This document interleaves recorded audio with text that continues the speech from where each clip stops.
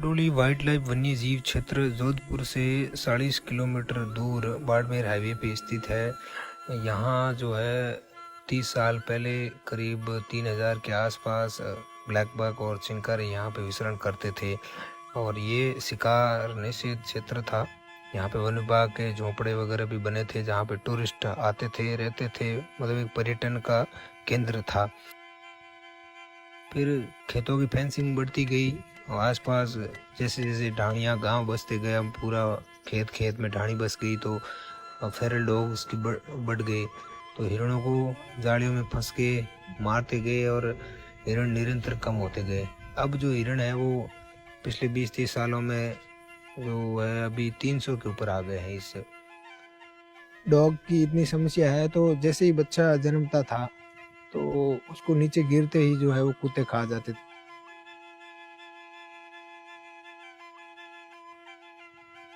और घास है, पानी है, इसकी भी यहाँ पे पूरी समस्या हो गई।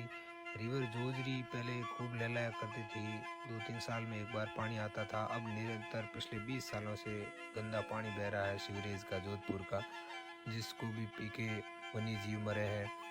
और ग्रासलैंड जो था अब वहाँ पे क्योंकि भेड़ बकरियों का अतिसारण होने लगा तो सारा जो है वो ख़त्म हो गया। अब ग्रास सीड स्टेज तक पहुँचती नहीं है, तो इस वजह से ग्रास कुछ भी खाने के लिए नहीं है। एग्रो फॉरेस्ट्री पे जिंदा रहते हैं जो गर्मियों में सूख जाती है। उसके अलावा जो है यहाँ पे कुत्तों की जो अभी समस्या है, हालात ये है कि 50 बीघे के ओरण के अंदर जो 50 हिरण है और उसके सारों और 50 ही कुत्ते हैं, तो मौत और जिंदगी का खेल चल रहा है। नया हिरण पनप नहीं देते। पिछले 2 साल में हमने इंटेक एनजीओ के जरिए कुछ यहाँ पे काम करवाया, जिसमें एक तालाब को स्लोप करवाया।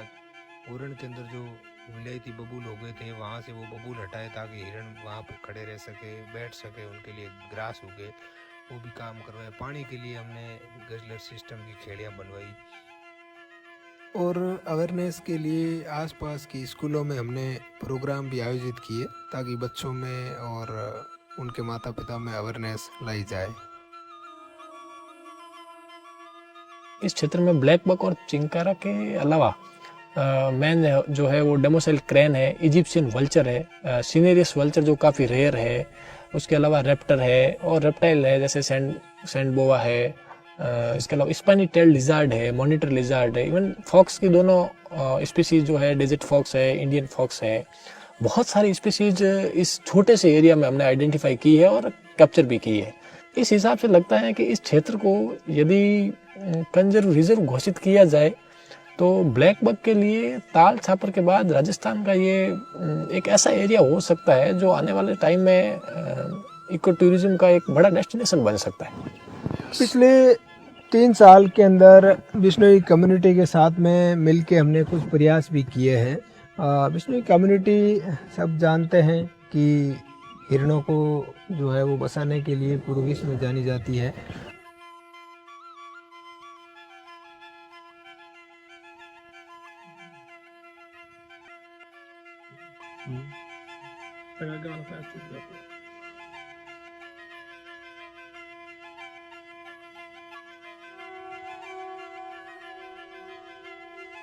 मेरे लिए यहाँ पर जो है वो हिरणों की कम होती संख्या ही चिंता का विषय नहीं थी, अपितु यहाँ पे जो निरंतर ये जो हैबिटेट है वो भी खत्म हो रहा था।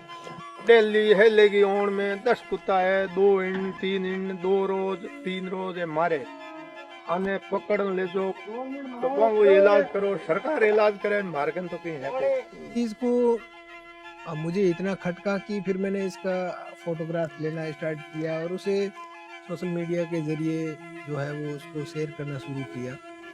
कुछ फोटोज़ को देख के कुछ एनजीओज ने मेरे साथ संपर्क किया, बोले हम लोग उनके लिए क्या कर सकते हैं। तो कुछ एनजीओज ने हमारी मदद भी की, इंटेक जैसे एनजीओ ने हेल्प की और जो ओरण के अंदर जूली फ्लोरा की समस्या हो रही थी उनको निकलवाया। तो अब एक थोड़ा सा हमें उम्मीद बंदी है कि जिस तरह से एनजीओ ने हमारा सपोर्ट किया है, तो अगर ऐसे ही ये जागरूकता फैलेगी तो जो हिरणों को हम लोग बचा पाएंगे। पिछले 3 सालों से इस क्षेत्र में मैं और मेरे मित्र श्रवण पटेल फोटोग्राफी के साथ साथ डॉक्यूमेंटेशन का काम बहुत ही शिद्दत से कर रहे हैं। और हम ये चाहते हैं कि जो बड़ी बड़ी संस्थाएं जो वाइल्ड लाइफ पे काम कर रही है वो लोग इस हैबिटेट को देखें और इसको किस तरह से जो है वो पुनर्जीवित किया जाए, इसको किस तरह से दुनिया के नक्शे पटल पे लाया जाए। जो आसपास के युवा है वो भी ये चाहते हैं कि इसको कम्युनिटी रिजर्व या कंजर्वेशन रिजर्व बनाया जाए। नहीं अट्टे एक 10 कुत्ता है